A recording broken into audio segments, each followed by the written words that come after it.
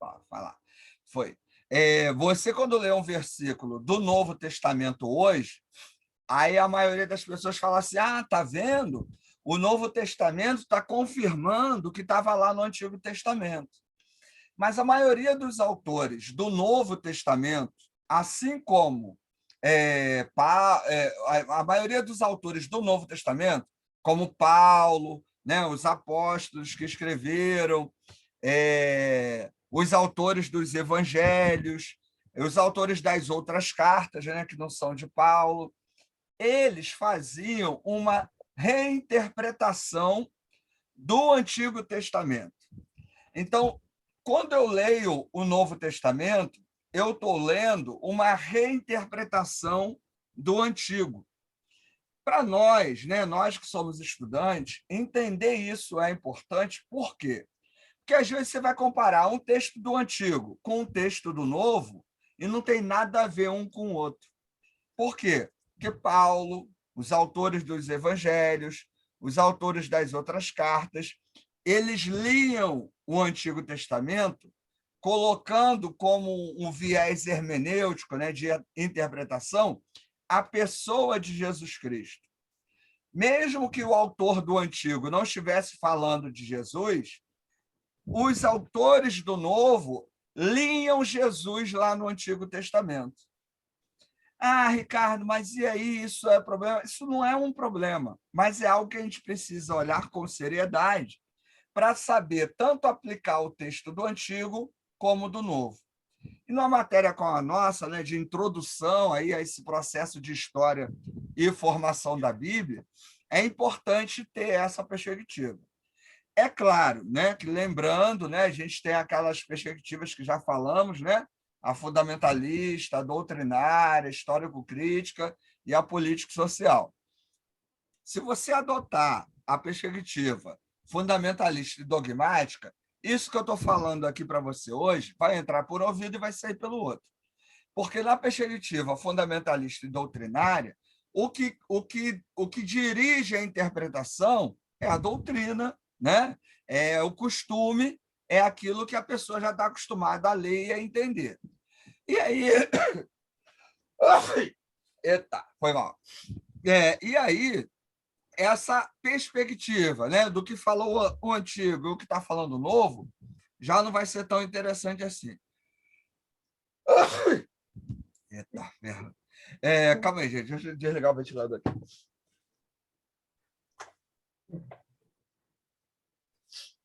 O ventilador está rodando aqui, aí está me fazendo espirrar.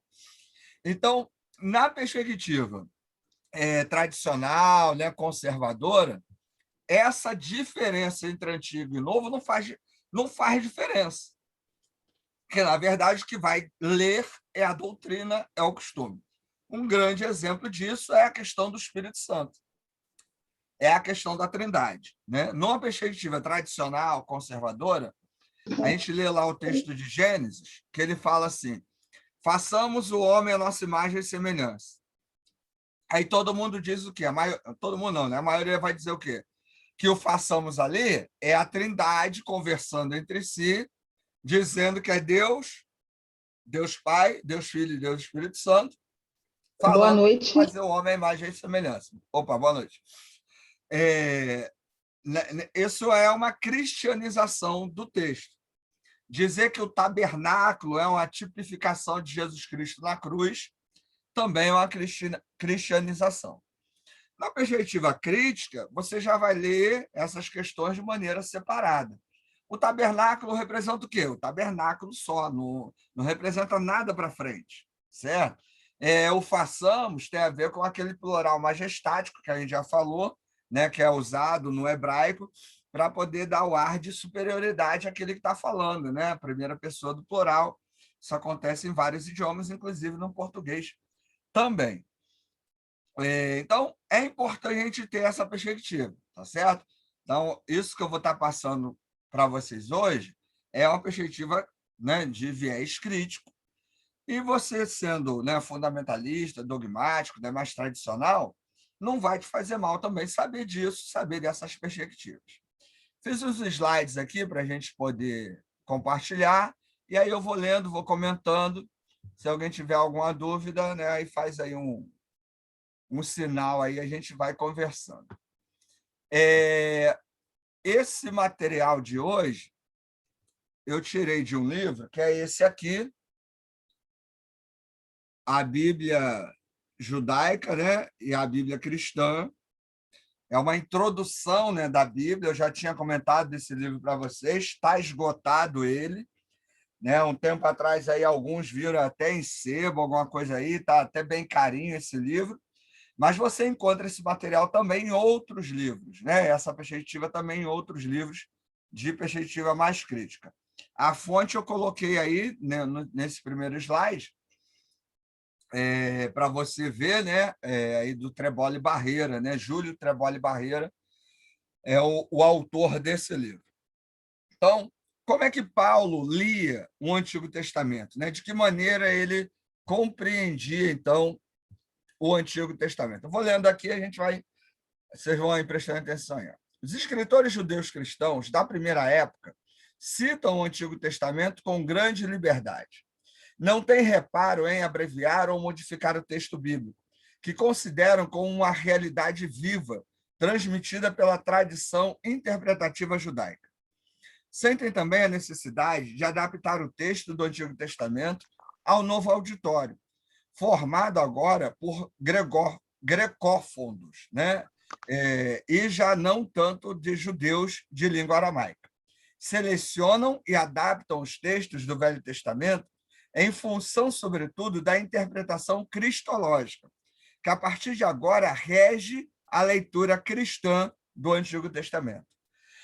Então, como eu estava falando, quando você lê o Antigo, ou quando você lê o Novo Testamento não é a realização do Antigo. O Novo Testamento ele é a reinterpretação do Antigo Testamento. E aí eu vou repetir algo que eu já comentei com vocês, nessa ou em outra aula que eu não me lembro. Se você conversa com um judeu sobre um texto de Isaías e diz para ele que lá em Isaías ele está falando de Jesus Cristo, o judeu vai dar uma gargalhada na tua cara. Por quê? Porque o texto de Isaías não fala de Jesus, não fala de questão espiritual, não fala de vida eterna, não fala de vida após a morte. O texto de Isaías fala sobre um rei, sobre um guerreiro, sobre um político, sobre alguém que vai governar para Israel, e só para Israel. E a partir do texto de Isaías, Israel vai dominar o mundo, né? Na perspectiva do que o judeu acreditava.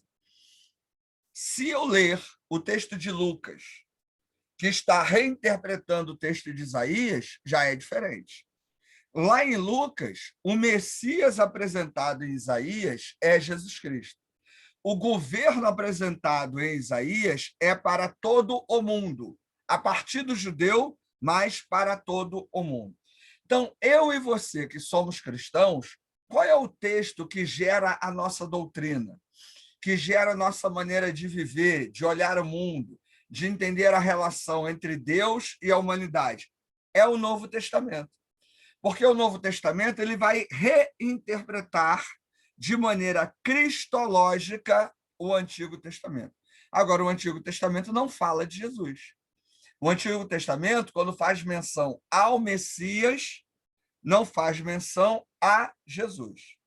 Já comentamos, né, que o título Cristo significa Messias. Meshiá em hebraico, Christos em grego. Tanto Meshiá como Christos significa ungido. Ungido era a figura que no Antigo Testamento, né, era aquela pessoa escolhida por Deus, ou para governar, no caso do rei, ou para ser um intercessor, né, um sacerdote, né, entre os homens e Deus. Então, nesse caso, o Messias ele é aquele representante de Deus, mas que também tem esse papel político. Já o Cristo para a gente, né, Jesus Cristo, ele é o Messias, né, ele é o nosso ungido. Por quê? Porque ele governa nossas vidas e ele nos liga a Deus e nos apresenta o caminho para a vida eterna. Mas não que os cristãos irão dominar o mundo. essa perspectiva de que o cristão tem que ser rico, próspero, que vai dominar o mundo, é uma perspectiva, né, que está ali presente muito no Antigo Testamento, que era a perspectiva dos judeus, né? E os profetas estão até batendo muito nisso, batem muito nessa perspectiva. Estava conversando aí inicialmente com a Roberta, né, e ela falando dessa questão do poder, né, da Igreja Católica sobre a Inquisição. Na Idade Média, a Igreja Católica achou que era o novo povo de Deus, que era o novo Israel, nessa ideia, vamos dominar o mundo. E impôs a religião deles, né, o catolicismo, o cristianismo católico, de maneira política e social. Né? Você já ouviu falar, por exemplo, das cruzadas. O que eram as cruzadas? Guerras financiadas pela Igreja, que é um Estado, né? A Igreja Católica Romana. Ela é um Estado, né? Ela é um país, né? Ela é uma nação com poderes, com governo, né? Com né? Toda a estrutura estatal lá. E na época das cruzadas, ela ia para outros lugares, né? Lá em Jerusalém, a Terra Santa, tomar a terra dos outros, né? De maneira bélica, né? Ia com o exército, ia com o pessoal lá, né? Ia com os templários lá. Os templários eram soldados da igreja e matavam em nome da igreja. E qual era o discurso da igreja naquela época? É que eles estavam fazendo o trabalho de Deus. É o mesmo discurso que os judeus usavam no Antigo Testamento. Vamos matar os outros povos, que estamos fazendo o trabalho de Deus, e aí por diante. O Novo Testamento vai reler essa história sanguinária, né, sangrenta, e vai dizer, não, não é por aí. Jesus Cristo dá uma outra interpretação até para essas falas, né, de guerra, belicosas, né, agressivas. Você vê que o discurso de Jesus é amenizado. Então, o Messias do Novo Testamento é o Messias que distorce dessa promessa do Messias do Antigo, de poder político, de guerra, e aí por diante. Então, sempre que eu e você lemos o Novo Testamento, nós estamos lendo uma reinterpretação do Antigo. E Paulo fazia isso, como cada um dos autores do Novo Testamento. Paulo faz isso direto. Você lê o texto de Romanos 12, Paulo vai reler a questão do sacrifício, inclusive. Quem é o sacrifício agora? Somos nós. Nós somos o sacrifício vivo, né? Nós temos que ser o sacrifício vivo e agradável a Deus. Eu agora não mato mais um bezerro, né? Então, Jesus Cristo, Jesus o Cristo, é Paulo até que inaugura, né, essa expressão Jesus Cristo, ele vai apresentar Jesus como esse novo, o novo sacerdote, né? Nossa ligação agora é só através de Jesus. As figuras do antigo, todas elas são substituídas agora no novo pela pessoa de Jesus. Grande desafio nosso, como estudante, é saber fazer essa separação, né? E aplicar de maneira adequada. Por quê, gente? Quando eu não faço essa separação, o texto vai dizer qualquer coisa em qualquer lugar. E aí vira um problema. Então, se você quer falar sobre uma mensagem de salvação, né, de vida eterna, vida após a morte, qual é o testamento que você vai usar? É o Novo Testamento. Agora, se você quer falar de uma vida digna, estou dando um exemplo, né, de maneira geral, de uma vida digna aqui, né, de uma vida de obediência às Escrituras, de uma vida de fidelidade a Deus, você pode usar tanto o antigo como o novo, porque essas coisas se encaixam. A questão de santidade, né, você pode usar o antigo e o novo. Então, essas são questões interessantes que nos ajudam, né, a ter mais conhecimento do texto e usar cada texto de acordo com o seu contexto, para os textos não virarem aí pretexto, né? Não virarem aí apenas motivo para você falar o que der na sua cabeça. Então, é um cuidado importante fazer essa separação. O que vai te ajudar, né, a entender isso? Comentários, né? Lembrando, bons comentários exegéticos vão te ajudar nessa perspectiva. Você pegar um comentário dogmático, né, doutrinário, ele vai dizer o que a doutrina diz. Então, não importa o que o texto diz. O que importa é o que a doutrina está dizendo. No comentário exegético, já é diferente. Ele vai estar mais preocupado realmente com aquilo que o texto está dizendo, e aí é mais tranquilo você trabalhar isso, certo? Alguém quer falar alguma coisa até aqui, nesse primeiro momento? Está dando para entender aí o que eu estou passando? Tranquilo? Professor, Sim, sou eu, Ana Paula. estou vendo. Fala que eu te escuto. Então, por isso que quando Jesus falava assim, que já era chegado o reino de Deus, eles ficavam confusos.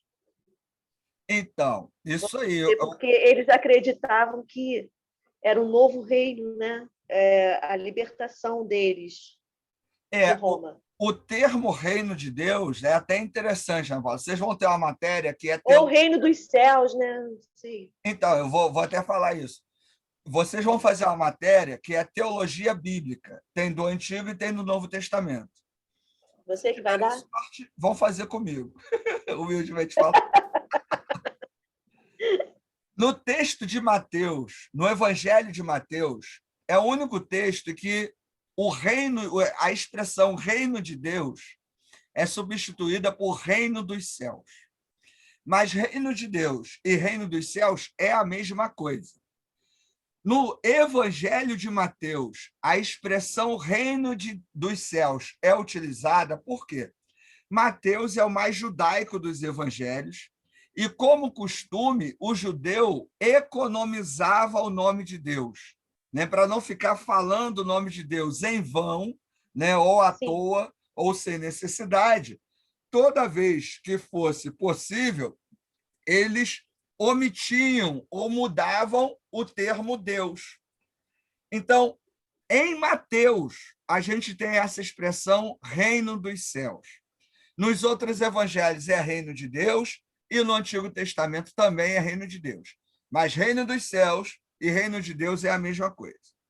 Alguns, né, escritores, né, algumas pessoas dizem que há diferença, que o reino de Deus é aqui, é o governo aqui, né? É quando Deus vai dominar aqui, e o reino dos céus é quando a gente vai para a eternidade. Isso é besteira. Fazer essa separação é pura ignorância, porque não tem nada a ver uma coisa com a outra. Reino dos céus e reino de Deus é a mesma coisa. Ou é o inverso, tem gente que inverte também, mas, enfim, está errado de qualquer jeito. O que acontece? No Antigo Testamento, qual era a visão de reino de Deus? É essa aí que a gente está conversando, que você falou, que gera confusão no judeu. É política, é social, né? É belicosa, é a da guerra. Então, Deus vai implementar o seu reino e Israel vai dominar o mundo. É igual o Pink e o Cérebro, né? O pessoal aí que é da minha idade, lembra do Pink e o Cérebro, né? O que vamos fazer essa noite, né, Cérebro? Vamos dominar o mundo, né? O judeu pensava a mesma coisa lá no Antigo Testamento. Ainda pensa, né? O judeu é meio louco, ainda está pensando que ele vai dominar o mundo aí. Então, no Antigo Testamento, tinha essa visão política, né? Social. Quando Jesus chega e começa a dizer: olha, o reino de Deus está presente, olha, já chegou o reino de Deus, olha, o reino de Deus já está entre vocês. Aí o pessoal, opa, a gente está sendo dominado pelo Império Romano, como é que o reino de Deus já chegou? Porque Então, na eles não entendiam que era espiritual, né, professor? Exatamente, mas não só espiritual, Ana Paula. Tem Sim. uma coisa muito importante que às vezes a gente esquece. Eu estou até pregando sobre isso na minha igreja. O reino de Deus, ele se manifesta e se apresenta sempre que a igreja ou os cristãos, né, ou uma pessoa convertida, manifesta esses valores do reino de Deus. Então, quando você ajuda alguém em necessidade, é o reino de Deus sendo manifestado. Quando você perdoa alguém que te magoou, é o reino de Deus sendo manifestado. Quando você dá um bom testemunho cristão numa sociedade não cristã, é o reino de Deus sendo manifestado. Por quê? Reino de Deus, no Novo Testamento, não é igreja. A igreja e o reino são elementos totalmente diferentes. A igreja ela é parte do reino, mas o reino é algo muito maior. Não tem aquela parábola, né, da semente de mostarda que cresce, né, e tal. Isso vai falar da amplitude, né, que o reino ali não é da igreja. Ah, que a igrejinha é pequenininha, né? E aí com fé a gente vai trabalhando e tal. Aí a igreja vai crescer igual o grão de mostarda. Besteira, não vai. Vai ter igreja que não vai crescer nunca, porque o ambiente não deixa, porque o local é ruim, porque não vai crescer. Sim. Aí vai ter ali 1, 2 membros a mais, 3, aí morre 5, aí vem 2, mas não vai sair ali daquele número. Agora, o reino não. O reino, ele é essa igreja pequena, ele é aquela igreja grande, ele é aquela pessoa individual. Então, o reino, ó, ele vai crescendo, vai se manifestando, sempre que nós, né, desenvolvemos um valor, uma prática, né, cristã, pregamos o evangelho, anunciamos o evangelho que é Jesus Cristo, o reino está sendo manifestado. Essa mensagem para o judeu na época de Jesus é extremamente confusa, porque Jesus Sim, fala tem de amor, aquela. de perdão, de fraternidade, e no reino do judeu não tinha nada disso. Falei. Tem aquela passagem também que ele fala. é, Acho que é os fariseus que perguntam a Jesus aonde está, né, o reino. Ah, E ele fala, está dentro de dentro de vós. vós. É isso aí. E aí tem Assim, até algumas versões que falam que tá. Algumas versões diz dentro, outras entre vós, é isso aí. né? E isso, olha só que fascinante, né? Quando ele fala assim, ó, o reino de Deus está dentro de você. Ou seja, quem manifesta esse reino? Sou eu. Eu sou essa manifestação do reino. Então, numa sociedade violenta, egoísta, maldosa, né, rancorosa, quando eu manifesto o amor, a fraternidade, né, o perdão, olha o reino sendo manifestado aí. Agora, tem uma expressão que é usada, né, na teologia do Novo Testamento, que diz sobre o reino a seguinte ideia: o reino já é e ainda não é. Por que, que o reino já é? Porque vocês manifestam o reino diariamente. Eu espero, né, que façam isso, pelo menos. Né? A gente Diariamente pensa, vocês manifestam o reino, né? Com perdão, com fraternidade, com atos, né, de bem ao próximo e aí por diante. Então, o reino ele já é, porque nós manifestamos isso diariamente e constantemente. Agora, ele ainda não é. Por quê? Porque nós ainda temos maldade no mundo, ainda temos egoísmo, ainda temos a violência, ainda temos muita gente ruim por aí. Então, Deus ainda não implementou todo o seu poder, toda a sua soberania sobre essa realidade.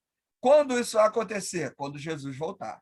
Então, o reino de Deus, né, nessa perspectiva, ele já é e ainda não é. Então, sempre que sim, nós manifestamos um valor do reino, ele já é. Mas ainda não é é, por quê? Porque ainda lidamos com o pecado da nossa realidade. sim, Sim. eu digo espiritual até mesmo por causa disso, né? Porque nós temos um rei, né? Nós fazemos parte de um reino que ainda não se manifestou Sim. plenamente, vamos dizer assim. Então, por isso Então, que a gente mas diz, eu gosto de uma, Ana Paula, eu gosto de uma definição de espiritualidade. uhum, Diz que a espiritualidade ela se manifesta no aqui e agora.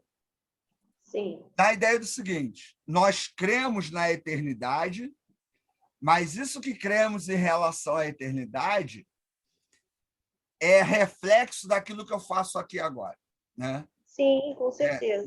Nessa ideia. Só para não fazer a diferença de que assim, aqui é um jeito, então vai. Não, a espiritualidade ela já está Sim, aqui. Ó. talvez eu tenha me expressado errado, é porque quando eu digo espiritual, como diz lá Paulo, né? Não, as coisas que não se veem, Entendi. mas está É, entendendo? tá Mas a gente entendendo. manifesta com as atitudes, claro. Sim, entendi.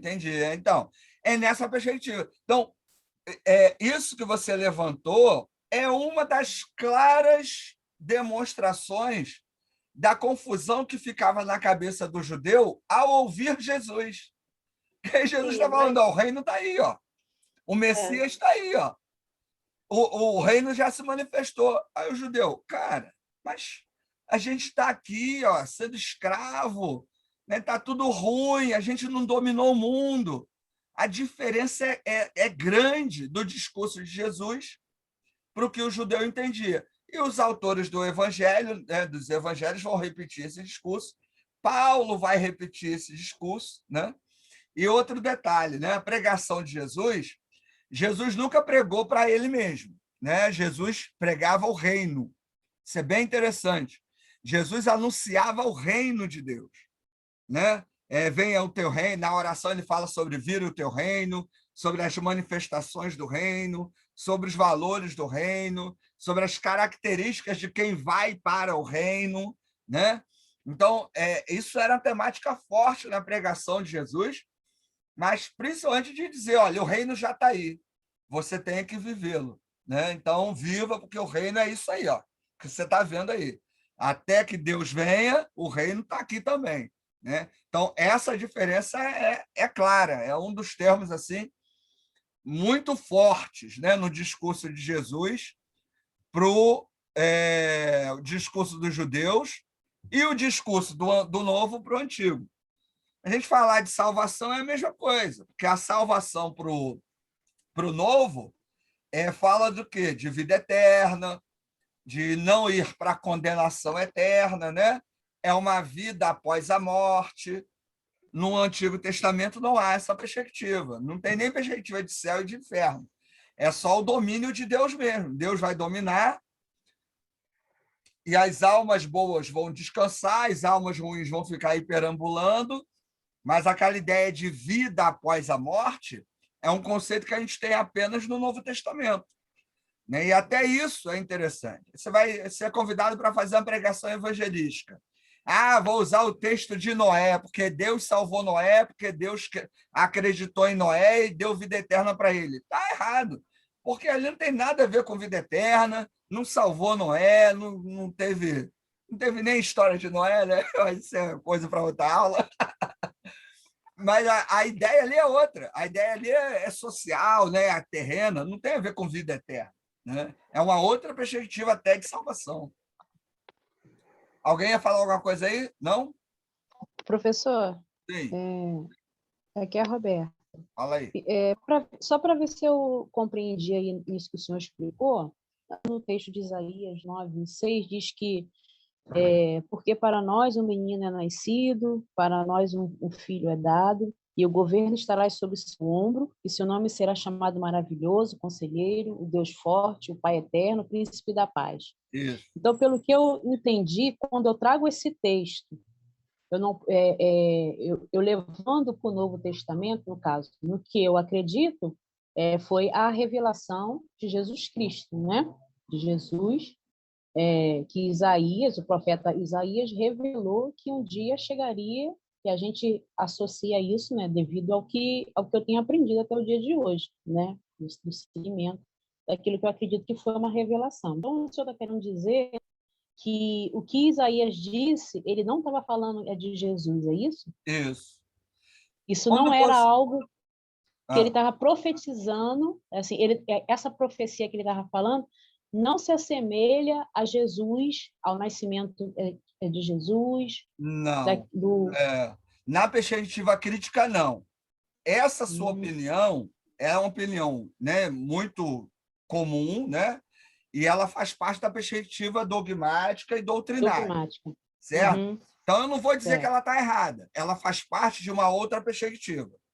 Agora, tem dois Mas termos nessa que você perspectiva... usa. Na perspectiva crítica, Isaías não tem nada a ver com Jesus. Agora, tem dois termos também que você usou aí que são importantes também definir, porque a compreensão deles vai depender da sua perspectiva.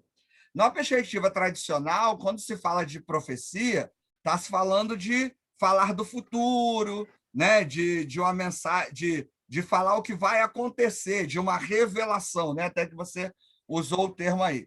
Numa perspectiva crítica, profecia não tem nada a ver com revelar o futuro. O discurso profético ele está amparado num tripé, que seria apelo à justiça social, denúncia do erro e proclamação dos desígnios de Deus.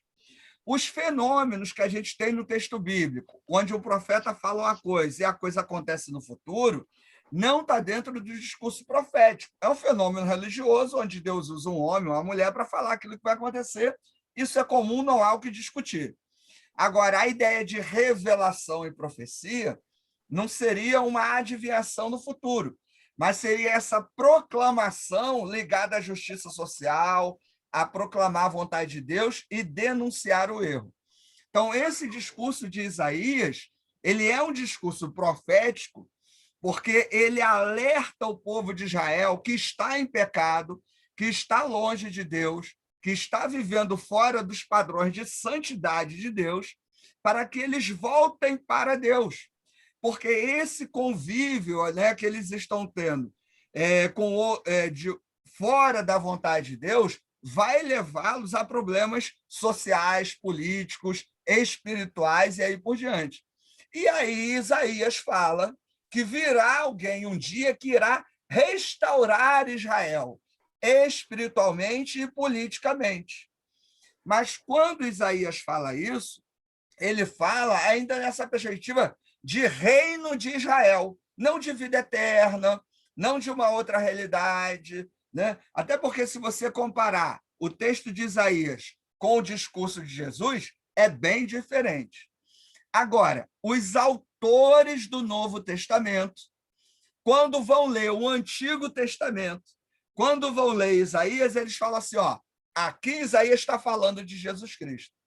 Então, se você pegar um texto do Novo, que faz referência a Isaías, e falar que o autor do Novo está falando de Jesus, é correto, na perspectiva crítica.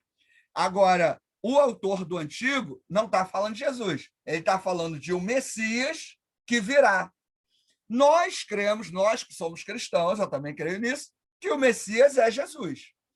Mas não posso dizer que Isaías está falando de Jesus, certo? Isso na perspectiva crítica. Na perspectiva tradicional, né, dogmática, Isaías está falando de Jesus, Daniel está falando de Jesus, e toda vez que se fala de Messias no Antigo Testamento, está se falando de Jesus. Beleza, Roberto? Se fala, entendi bem isso aqui. Agora eu compreendi. Aliás, tive a convicção de que o que eu estava pensando estava correto. Mas falando nisso agora que o senhor falando, Roberto, eu vou dizendo te que cortar rapidinho. Vai acabar o tempo aí. Vamos entrar no outro link. Tá. Entra no outro link aí, segura aí a ideia aí, você já começa falando. Tá bom, gente? Entra no mesmo link aí. Vou encerrar aqui, a gente entra no mesmo link.